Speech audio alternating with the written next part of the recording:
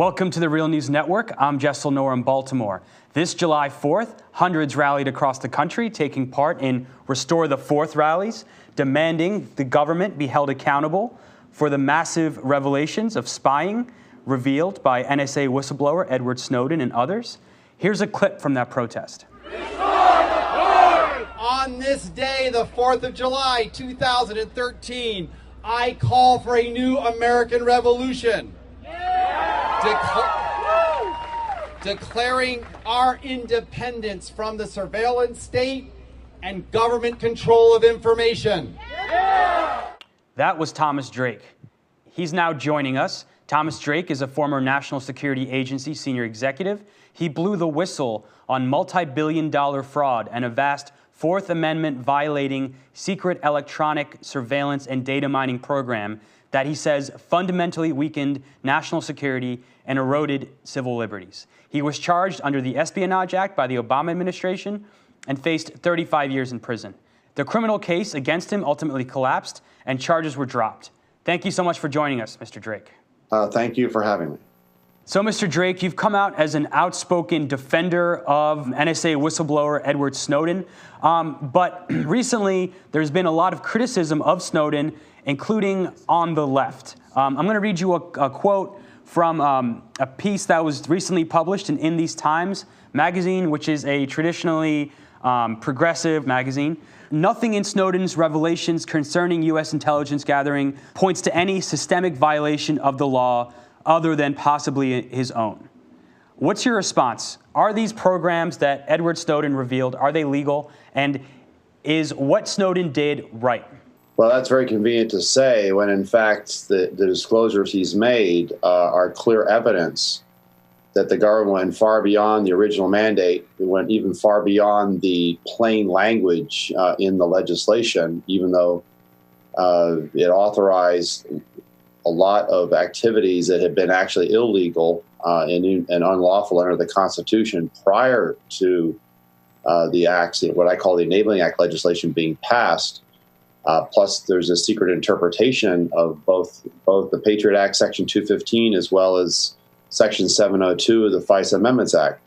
100 million, for example, there's several now, but 100 million phone records of Verizon, based on that secret FISA court order, being given to NSA each and every day. That's the equivalent of a general warrant, which is a total violation of the Constitution. Nowhere in the Constitution or even in the Enabling Act legislation, as broad as it is, gave that kind of license to the government in secret to turn over the records of millions and millions, not tens of millions of innocent people. In this case, tens of millions of U.S. citizens, U.S. persons. So those who are attacking him as the messenger. They don't want to deal with the actual message because it would raise the most troubling of questions. I would reverse and say, what if the same revelations had come out under the Bush administration? Well, in part, they did in 2005 and in 2006, and all kinds of people on the left were wanting to hang Bush out to dry, up to and including calls for impeachment because he was violating the oath that he took, the special oath that he took to preserve, protect, and defend the Constitution. Those same voices are quite muted, if not silent, and submissive in the face of this unprecedented institutionalization of the secrecy regime, which has not only been accepted lock, stock, and barrel by the Obama administration, but has been greatly expanded. So there those voices that you're referring to simply do not want to deal with the message, and they want to continue to focus on the person who brought the message. It's classic politics of personal destruction. It's classic ad hominem attacks. It's classic projection because you don't have to deal with the extraordinarily uncomfortable truth that you actually have a secrecy president who's actually making Bush look rather mild by comparison. I wanted to read you one more quote, and there is a piece in Fairs magazine by Jeff Cohen criticizing MSNBC, which of the mainstream cable networks is seen as to be the more left-leaning, the more pro-Obama network. Among the hosts he targeted was MSNBC's Melissa Harris Perry, noting how she's been condemning Snowden by contrasting him with civil disobedience who, quote, love their country and submit to arrest, while Snowden just wants to save his own skin. She proclaimed, "This is different. This is dangerous to our nation." And specifically, critics like her have been pointing to the fact that Snowden not only had revelations on what the U.S. is doing domestically, but also what the U.S. is doing, the spying it's carrying on foreign countries such as China, Russia, and as was revealed today in The Guardian, Brazil. What's your response to those criticisms? Yeah, well, they don't hold any water. Member states have been spying on each other for decades and centuries. It's not unusual for humans to distrust each other. The difference here is that NSA on a vast scale, both domestically with U.S. persons, U.S. citizens, completely innocent people, completely suspicionless people, without any particularized search based on probable cause, or let alone particularized, identifying in a particular way the individuals or the things to be seized. You're not only is that the case in the United States, and we have not yet heard all the revelations. I've been telling people now for several weeks that there's far more to this program than even what's been exposed to date.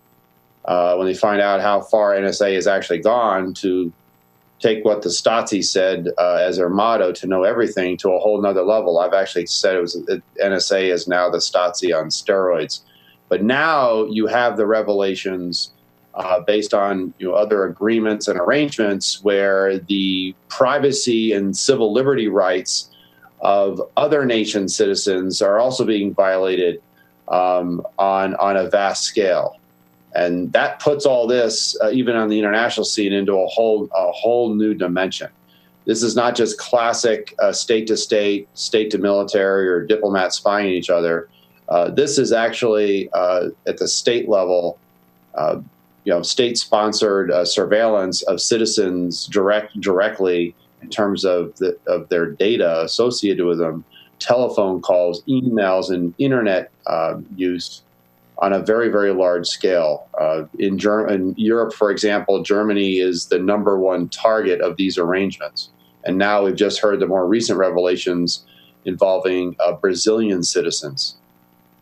So apparently no citizens have rights, and that's why I've said we're all foreigners now. There's this distinction that there's even the figment that if you're a U.S. citizen, you're protected, flies in the face of the actual disclosures.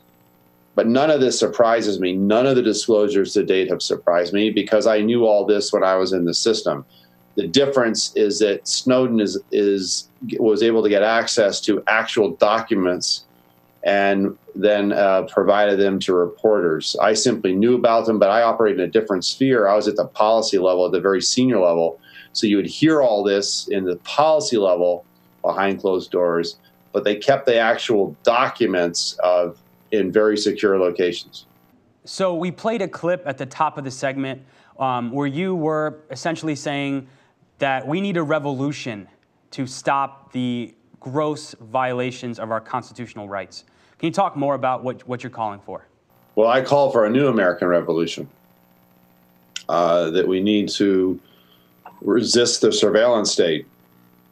Remember, I have a particular, keen understanding in some ways and perspective on this because during the latter years of the Cold War, I became an expert on East Germany when I was flying on RC-135s, monitoring the communications from that fascist surveillance state. That state became monstrously efficient in maintaining and keeping records of every citizen in the country. And ultimately, history was not kind, and it collapsed. But that's one of the primary examples coming out of the 20th century. And they didn't have the benefit of NSA's advanced technology. There was no internet to speak of. Computers were just starting to come in. And so, but they were monstrously efficient in maintaining just about everything there was to know in paper-based form about their own people. We now have, at a click of a button, the ability to create profiles and dossiers on just about anybody when we feel like it.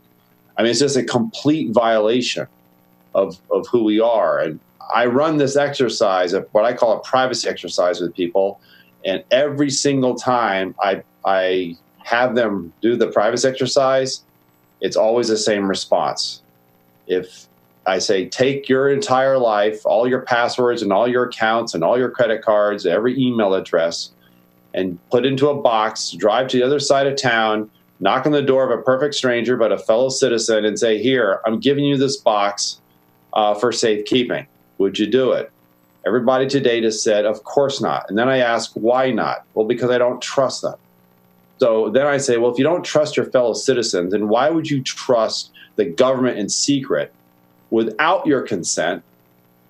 Without your consent, I want to reemphasize, with learning everything there is to know about you. Well, then they kind of look at you funny and say, oh, I never thought about it quite that way. That's what we're facing. And as we saw during the Nixon administration, the ability of the government to abuse and misuse that kind of information is just without controls, without checks, without the ability to provide legitimate and fundamental oversight. Well, then we have a scenario where the government's out of control in its ability to know everything there is to know about all of its people. And that's why I speak out. That's why I've called, for a new American revolution. I don't want to live. I lived the past 5 years of my life, well, from 2006 until 2011, under the boot of the surveillance state. I know exactly what it's like to have your life turned inside out and everything there is to know about your life and every account and all your email, and everything else being taken in by the government to figure out why you're such a bad guy, and then having information framed to make you look bad for their own purposes.